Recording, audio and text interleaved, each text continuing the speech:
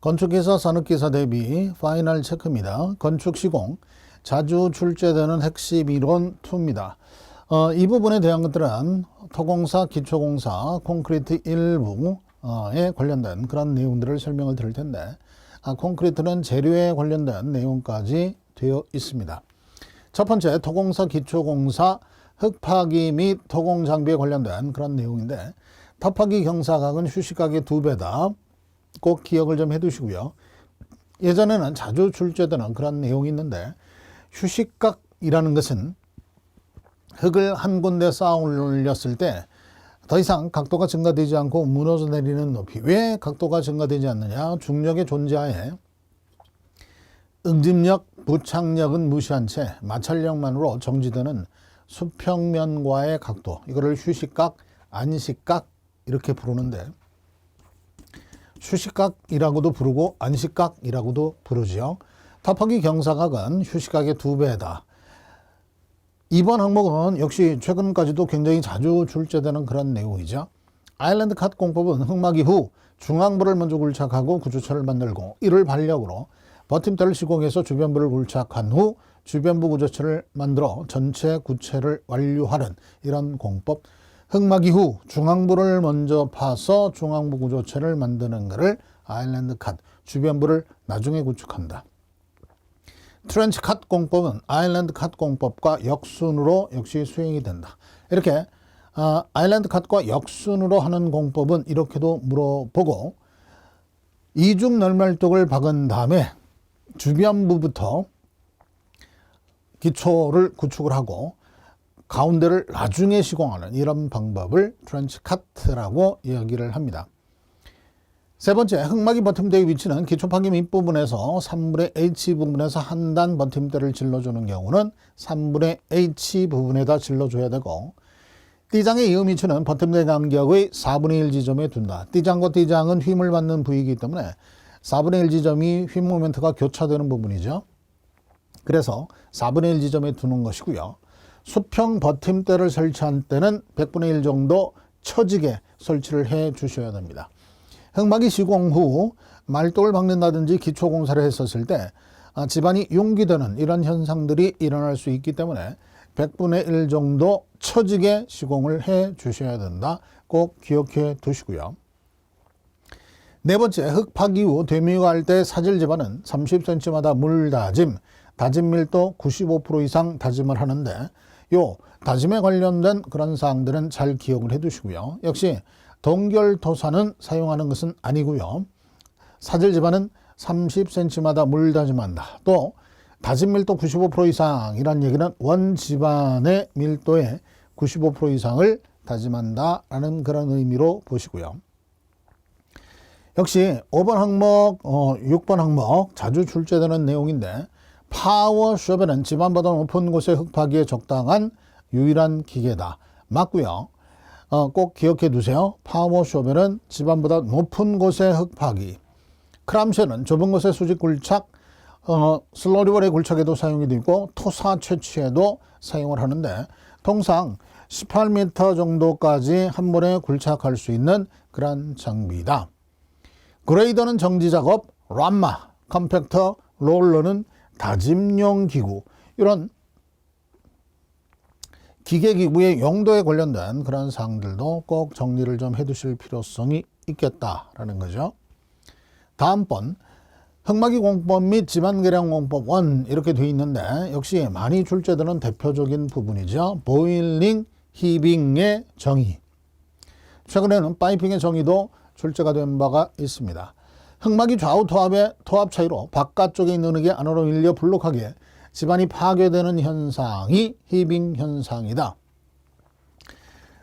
점털 집안에서 흙막이를 했었을 때 좌우 흙토합의 차이 때문에, 또 흙막이 배면에 작용되는 휘 모멘트 때문에 바깥쪽에 있는 흙이 안으로 밀려오는 일종의 전단 파괴 현상, 이거를 히빙.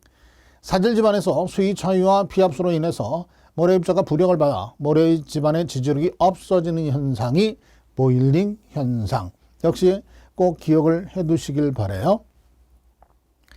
2번, 예전에는 역시 많이 출제가 되었었던 그런 부분인데 최근에 와서는 그다지 많이 안 나왔는데, 쉬트, 철제 널말뚝 공법은 물막이와 흙막이가 모두 가능하며 랜섬식을 많이 사용을 합니다. 테레로즈식, 라크완나식, 라르센식, 유니버설 조인트, US 조인트, 심플렉스식 이렇게 여러 가지가 있는데 그중 랜섬식을 가장 많이 사용을 하고 쉬트 파일은 물막이, 흙막이 모두 가능한 것으로 꼭 기억해 두세요. 역시 최근까지 자주 출제가 되고 언급이 되는 내용이 어상카, 집안 정착 공법. 버팀대 대신 흙막이 벽의 표면을 굴착 후 앵커처를 삽입 설치하여 흙막이 벽체나 구조체를 지지하는 방식으로 주변 대지에 여유가 있을 때 시공을 한다. 즉 주변에 구조체가 있거나 여유가 없는 이런 경우 배면을 우리가 파들어가서 굴착하는 이런 부분이기 때문에 버팀대 대신 시공하는 공법이고, 흙막이 전체에 신속한 굴착이 가능합니다. 그리고 기계로 굴착을 할 수가 있고요. 단 주변 대지에 여유가 없을 때 우리가 시공할 수 없다. 구조체가 옆에 있을 때 시공할 수 없다. 주변 토질이 불안정할 때 역시 위험이 초래될 수 있다. 이런 특징도 함께 알아주시되, 이 어센카 공법은 여태까지는 정의에 관련된 그런 내용들을 자주 출제를 했다. 정의와 역시 특징 꼭 확인을 좀 해 두시죠. 그 다음에 밑에 보시면은 슬러리 월, 지하연속벽 공법이 나오는데, 역시 지하연속벽 공법은 벤토라이트 슬러리를 이용해서 굴착 후 철근망을 삽입, 콘크리트를 타설하여 흙막이 벽체나 구조체 옹벽을 구축하는 공법으로 소음 진동이 작고 공기가 길다. 무소음 무진동호법 혹은 저소음 저진동호법이라고 보시고, 공기는 길고 가격이 비싸다라는 것도 같이 특징으로 기억을 좀 해 두시길 바랍니다. 주변 지반을 이완하지 않는 매우 강력한 흙막이를 구축할 수 있고요. 지하 구조체 옹벽으로 바로 이용을 할 수도 있으며, 또 차수 성능이 대단히 뛰어나고 집안의 조건에 좌우되지 않고요. 경질 안반 위에도 바로 시공을 할 수가 있고요. 치수 조정이 자유로운 여러 가지 장점이 있으나, 공기가 길고 가격이 비싸다라는 것과 진동 소음은 작다라는 거 같이 확인을 좀 해 두시길 바랍니다. 역시 시험에서는 이런 내용들을 알고 계시면 여러 문제를 해결할 수 있는 그러한 문장으로 골랐습니다. 5번 탑다운 역구축 공법은 기둥과 1층 슬래브를 먼저 구축하고 지상과 지하로 동시에 시공하므로 공기가 단축되며 1층 바닥판을 작업장으로 활용 가능하고 수직부 이음이 곤란한 그런 단점을 가지고 있는데, 그런 내용 역시 탑다운의 정의를 물어보는 그런 내용도 출제가 되었고, 특징, 장단점을 물어보는 내용도 출제가 되었어요. 이것 이외에도 이 코스 공법이라든지 슬러리 월의 시방서 기준 이런 부분에 관련된 사항들도 역시 출제가 된 그런 부분들이 있으니까 잘 기억을 좀 하고 넘어가 주실 필요성이 있겠습니다. 그 다음 집안 흙막이 공법과 집안 계량 공법 2인데 주로 이런 계측 관리 또 집안 계량 공법 중에서 자주 출제되는 그런 내용들을 골라봤습니다. 흙막이 벽의 개축 시 간극 수압은 피에조미터로 계측하고 버팀대의 응력과 변형은 스트레인 게이지로 계측하는데 이것은 매우 정밀한 계측 기계이다. 이렇게 변형, 응력에 따른 변형을 계측하는 매우 정밀한 계측 기기가 뭐냐 이렇게도 물어봤는데, 이거를 스트레인 게이지, 변형계라고도 이야기를 하고 변형률계라고도 그렇게 이야기를 하는데 같이 기억을 좀 해 두시고요. 간극수압은 간극수압계 피에조미터로 계측을 한다. 버팀대의 응력과 변형은 스트레인 게이지로 계측을 하고 매우 정밀한 기구다. 또 한 가지, 하중을 측정할 때는 로드셀이라는 것을 하고 인접 건물에 벽체나 바닥판에 부착을 해서 수직 기울기를 측정할 때 틸트메타라는 경사계를 이용하는 것도 같이 알아두시죠. 2번 역시 많이 출제되는 대표적인 그런 집안계량 공법의 내용인데 탈수법. 웰포인트 공법은 수분을 포함한 점털 집안에 사용되는 탈수 공법이다. 이렇게 되어 있는데 말이 좀 겹쳤네요. 이 웰포인트 공법은 절대로 점토 집안에서는 쓸 수 없다라는 거죠. 점털은 사질 집안보다 훨씬 잔입자로 구축이 되어 있기 때문에요. 점털 집안에서 이 웰포인트 공법을 사용하게 되면 기공이 다 막혀버린다. 그래서 사질 집안에서만 사용되는 대표적인 탈수 공법, 이게 웰포인트 공법이다. 꼭 기억해 두시고요. 그렇다면 점털 집안의 탈수법은 어떤 것들이 있냐? 밑에 나와 있죠. 샌드 드레인 공법은 점토 집안의 대표적인 탈수 공법 맞고요. 샌드 드레인, 모래 대신에 페이퍼를 집어넣으면 페이퍼 드레인, 모래 대신 생석회를 집어넣게 되면 이 생석회가 물을 흡수해서 약간 최적이 팽창이 되고 또 열을 발생하기 때문에 여러 가지 그런 어떤 역할을 수행하는 탈수법에 해당이 될 수 있겠습니다. 샌드 드레인, 페이퍼 드레인, 생석회 공법은 점토 집안의 대표적인 탈수법이죠.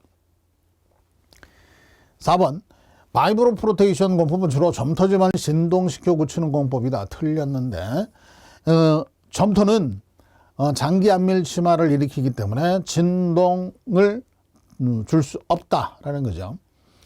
바이브로 프로테이션 공법은 사질 집안의 진동 다짐 공법으로서 점토 집안에서는 진동 다짐법을 사용 못하고 사질 집안에서만 동다짐, 진동 다짐, 폭파 다짐 등의 공법을 사용을 하는데 그 내용을 꼭 숙지를 좀 해두시고요. 바이브로 프로테이션, 진동을 주어서 다짐하는 공법인데 진동 다짐 공법은 점토에서 쓸 수 없다. 5번 그라우팅 공법, 이거를 고결 안정 공법 혹은 약액주의법이라고도 부르는데요. 사질 집안의 효과적인 공법이다. 역시 점토에서는 쓸 수 없는 것으로 여러분들이 확인을 좀 하고 넘어가 주시길 바랍니다. 다음은 역시 기초 말뚝공사에 관련된 그런 내용입니다. 기초공사는 그다지 그렇게 출제 확률이 높은 부분은 아닙니다만 이 정도는 알아두셔야 되겠습니다.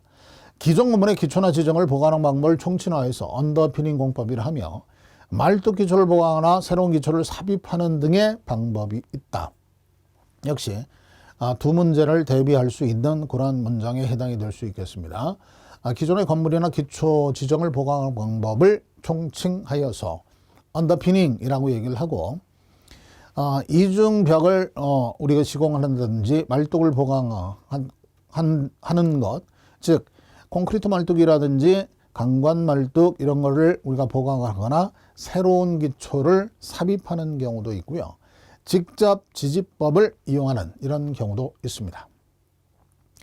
나무 말뚝의 간격은 2.5D 혹은 60cm 중 큰 값으로 결정하고 말뚝은 상수면 이하에 타입을 하는데 그 부패 방지를 위해서 상수면 이하에 박는다. 즉 물속에 박는다라는 이야기입니다.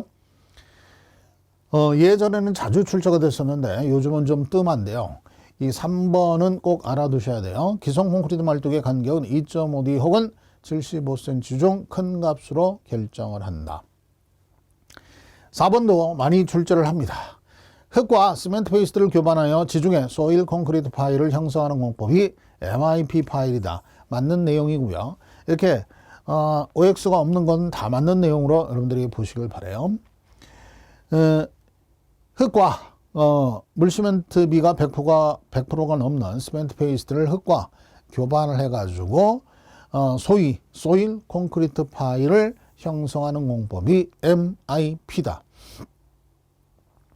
짧은 제자리 콘크리트 말뚝 중에서 컴프레설과 레이몬드 두 가지를 소개를 해놨는데 이 컴프레서 파일이라는 것은 이렇게 세 가지 추를 사용하는 그런 특징 꼭 정리를 좀 해두셔야 되고요.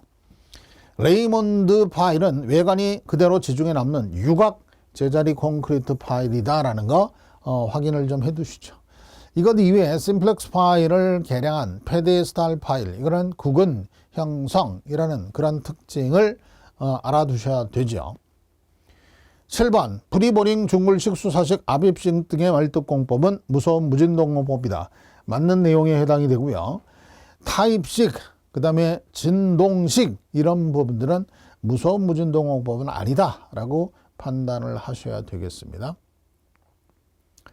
말뚝의 이음은 충전식, 장부식, 용접식, 볼트식 등의 방법을 이용을 하는데 맞는 내용이고, 역시 제일 많이 쓰는 게 용접식과 볼트식 등의 방법을 이용하는데, 여기서 말뚝의 이음 중 말뚝이라는 것은 콘크리트 말뚝을 의미하는 겁니다. 콘크리트 말뚝도 이음할 수 있다. 기초 말뚝 마지막 베너토 공법은 대규모 현장 타설 말뚝 공법. 이 대규모 현장 타설 말뚝 공법을 우리가 피아 기초라고 그렇게 부르고요. 피아 기초는 대구경 현장 타설 콘크리트 말뚝을 이야기를 하는 겁니다. 따라서 보통 기성적 콘크리트 말뚝보다는 훨씬 큰 지지력을 가지고 있고요. 약 60cm부터 3.2m 구경까지 대단히 큰 말뚝을 현지에서 조성을 할 수가 있다. 전관 공법이라고 한다라는 특징을 꼭 기억해 두시고요. 베노토 약 60m 이상의 그런 대구경 말뚝을, 장척의 말뚝을 우리가 시공할 수 있는 공법이 베노토 공법이다라는 거 꼭 기억해 두시길 바랍니다. 그 다음 철근 콘크리트입니다.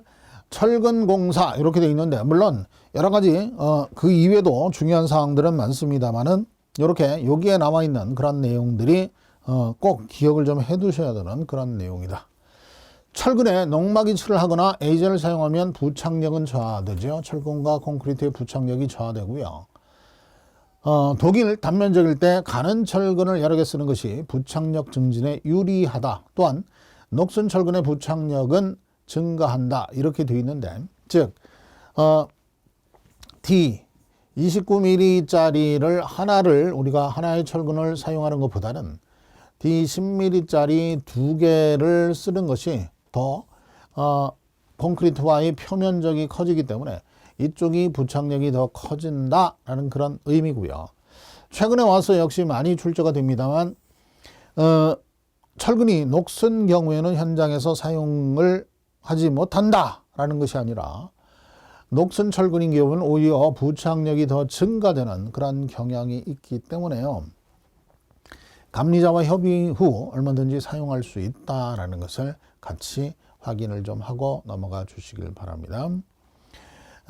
그래서 1년 이내에 그런 어떤 녹슨 철근 같은 경우에는요, 오히려 부착력이 증가되는 그런 논문들이 많이 발표가 됐죠. 일반 RC조의 배근 순서는 기초기둥 벽보 바닥판 순서로 행한다. 맞는 내용이고요. 요거는 꼭 암기를 좀 해 두셔야 됩니다. 밑에서부터 위. 따라서 기둥철근은 기초판에 정착이 되고 벽철근은 기둥보 바닥판에 정착이 되며, 이 보는 기둥에 정착이 되거나 보 상호간에, 바닥판 철근은 보나 벽체에 정착이 된다. 지중보는 기초나 기둥에 정착이 되죠. 3번 역시 꼭 알아두셔야 되는 내용이겠습니다. 철근의 이음 시 모두 한 군데서 이음을 한다. 이렇게 되어 있는데 틀린 내용이죠. 철근의 이음은 반 이상을 엇갈려 이음하고 동일 장소에서 모두 이음하지 않는다. 꼭 확인해 두세요. 보철근은 기둥이나 보 상호간에 정착이 되고 기둥철근은 기초판이나 바닥에 정착이 된다. 이렇게 되어 있는데 기초나 바닥에 정착이 되는 게 맞죠? 맞는 내용입니다. 5번도 자주 나오는 시험 문제입니다. 최근까지. 철근의 피복 두께는 가장 외측에 배열된 철근 끝에서부터 이를 감싸는 콘크리트까지의 직선 거리를 뜻하는 것이고요. 소유의 내화성, 내구성, 굵은 골재 유동성 확보 등 구조 내력을 확보하는 목적으로 지켜야 하며 가장 외측에 있는 철근을 기준으로 확보해야 하는 순간격이다. 아주 지당하신 말씀인데 꼭 기억해 두시고요. 피복 두께의 그런 어떤 유지 목적, 내화, 내구, 굴곡공제 유동성 확보 등 구조 내력을 확보하는 목적이고, 피복 두께의 정의 가장 외측에 있는 철근을 기준으로 확보를 해야지 되는 것이다. 죽은 센터라인은 아니다. 6번 콘크리트는 350도 정도에서 급격히 강도가 저하된다. 꼭 기억해 두시고요.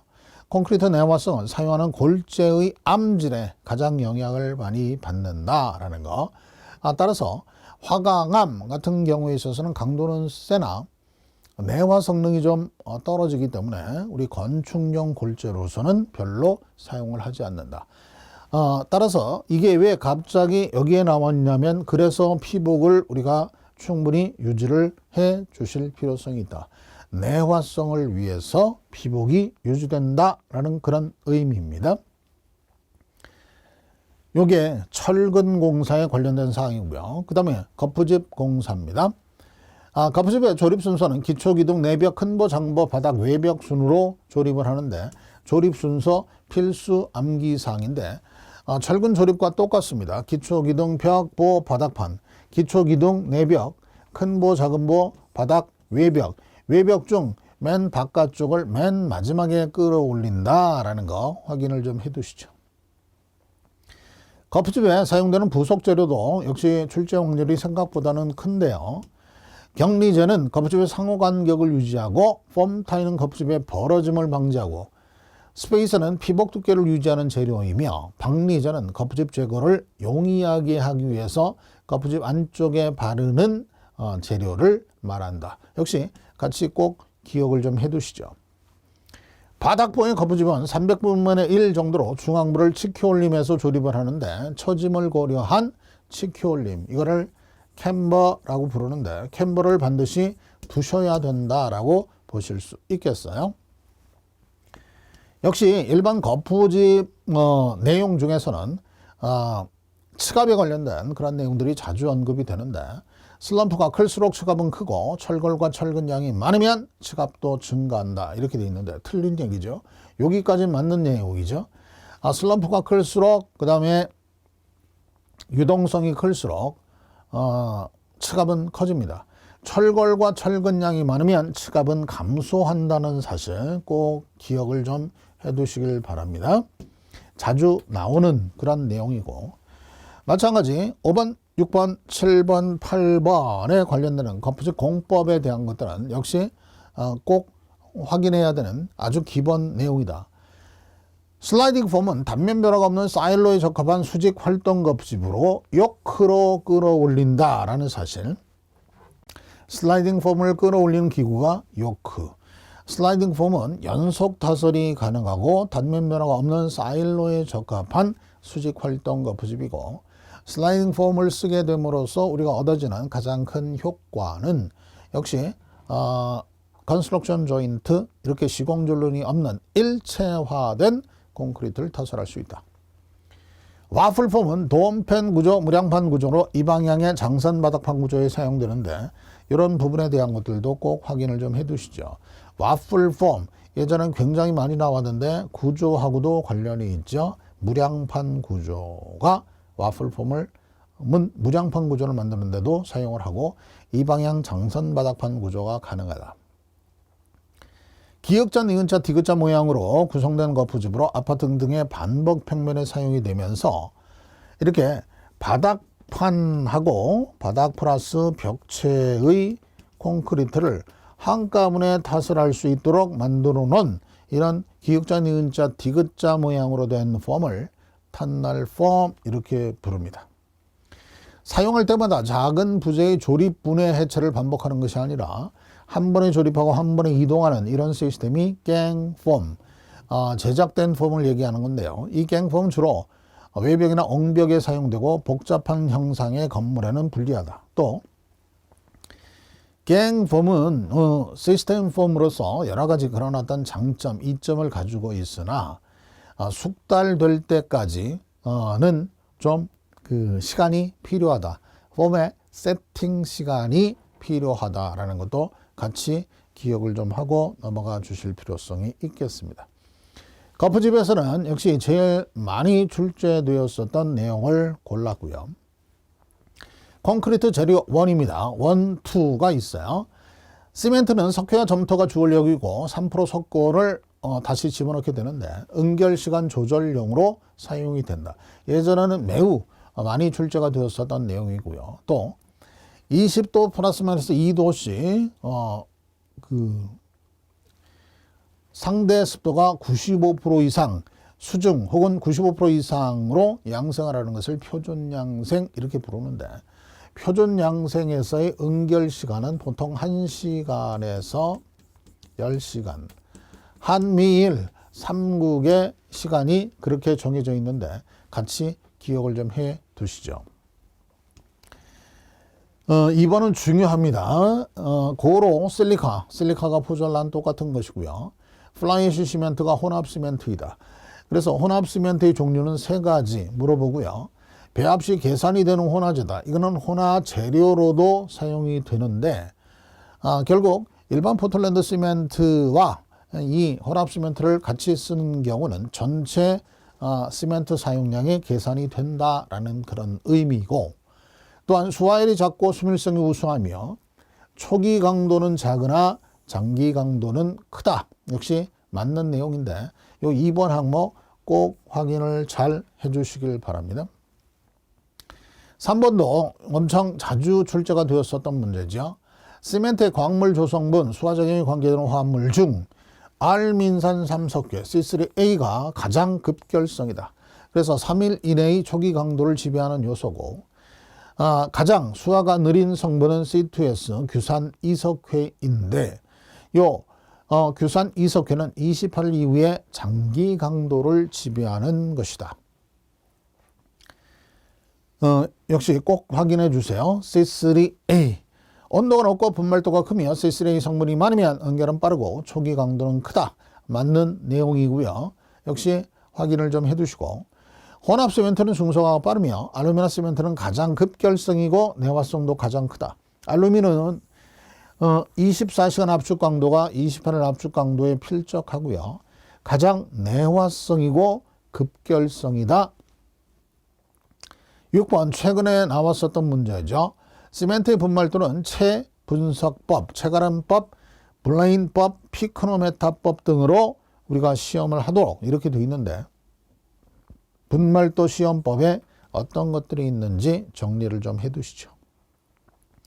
콘크리트용 골재는 표면이 거칠고 둥근 골재가 좋으며 최소 실적률은 55% 이상이다. 맞고요.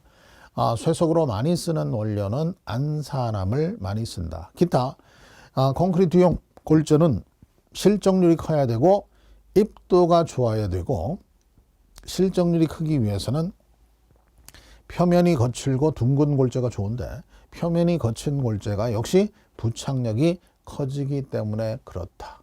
이어서 재료 2가 나오는데요. 골재의 실적률이 크면 강도가 크고 수축이 작으며 단위 수량과 단위 시멘트량이 작아지는데 요 실적률이 큰 골재의 특징도 꼭 확인을 좀 요하는 이런 부분이고요. 해사, 바닷물의 사용 시 물로 충분히 세척해서 사용하며 콘크리트 내 염분 함유량은 염소이온, Cl-이온, 염소이온 기준으로 0.3kg 세제곱미터 이하가 원칙이고, 즉 콘크리트 1세제곱미터당 0.3kg 이하를 사용하는 게 원칙이고, 그 이상인 경우 철근의 방청 대책을 반드시 해야 되며, 철근의 방청 대책을 했다 하더라도 0.6kg 초과할 수 없다. 즉 0.3kg 이하 사용하는 것을 원칙으로 하고 0.3에서 0.6kg까지는 철근의 방청 대책 후 사용이 될 수 있으며, 철근의 방청 대책을 했다 하더라도 0.6kg를 넘어갈 수 없다라는 그런 내용입니다. 같이 꼭 알아두시고, 이거는 바로 시방서 기준으로 출제를 하죠. 또 이거는 Cl-이온을 기준으로 하는 것이고, 이거를 콘크리트 1세제곱미터에 들어가는 모래 중량으로 환산을 했을 때 0.02%, NaCl로 기준을 하면 0.04%도 같이 기억을 좀 해두시죠. 혼화제에 대한 내용들인데 A제를 사용하는 가장 중요한 목적은 동결유해 저항성 증진, 즉 내구성 증진이다. 꼭 확인을 좀 해두시고요. A제는 너무나 많이 출제가 됐기 때문에 우리가 뭐라고 얘기할 수 없을 정도로 중요하죠. 즉 이 A제는 여태까지 공기량 온도가 높으면 진동을 주면 감소한다. 공기량과 A제와의 그 온도, 진동 관계 꼭 파악해 두셔야 되고요. A제를 사용하면 공기량이 증가되고 콘크리트의 압축 강도와 철근의 부착 강도가 감소된다는 것이 가장 결정적인 단점에 해당이 되죠. 이것 이외에도 최근에 와가지고는 A제의 그런 어떤 기포의 크기라든지 또 훨씬 복잡한 그런 시험 문제들도 많이 출제가 되고 있는데 이유는 우리가 레미콘을 사용하는 것을 원칙으로 하고 A제를 사용하는 것을 원칙으로 하고 있기 때문에 그렇다라고 보시죠. 유동화제는 베이스 콘크리트의 유동화제를 첨가한 것으로 고강도 콘크리트를 실현할 목적으로 하는 것은 아니고 압축 강도는 보통 콘크리트와 비슷하다라는 거 꼭 기억해 두시고 이 베이스 콘크리트란 유동화 전 콘크리트를 베이스 콘크리트라고 부르고 유동화제를 첨가하는 시기는 공장 첨가 유동화, 공장 첨가 후 현장 유동화 하는 방법이 있고 또 현장에서 첨가해서 유동화시키는 이런 방법이 있어요. 역시 같이 알아두시고 여름철 같은 경우에는 현장 유동화시키는 방법을 많이 사용을 하죠. 아주 예전에 많이 나왔다가 한동안 안 나오다가 요즘에 또 다시 등장을 하는데요. 염화칼슘과 염화마그네슘, MgCl2는 응결 촉진제로 사용이 되고요. 이것을 사용하는 가장 중요한 목적은 콘크리트의 동결 방지. 콘크리트를 얼지 않게 한다. 콘크리트가 동결이 되는 것을 방지하는, 얼지 않게 하는 것이 바로 염화칼슘을 사용하는 목적이에요. 그러나 너무나 많이 사용을 했었을 경우에는 우리 철근을 빨리 녹슬게 할 수도 있고요. 또 건조 수축을 증가시킵니다. 실리카 퓨움, 최근에 역시 많이 나오죠. 고강도 콘크리트 제조용 혼화제로서 매우 미세한 입자가 콘크리트의 내부 공극을 메꿔주는 역할을 하기 때문에 매우 고강도가 나온다. 그런데 너무나 미세한 입자로 구성이 되어 있기 때문에 단위 수량이 증가되는 단점이 있어서 반드시 고성능 감수제와 함께 사용을 해야 된다는 것도 같이 기억을 좀 해 두시길 바랍니다. 이상으로 자주 출제되는 그런 내용 두 번째 내용을 설명을 드렸습니다.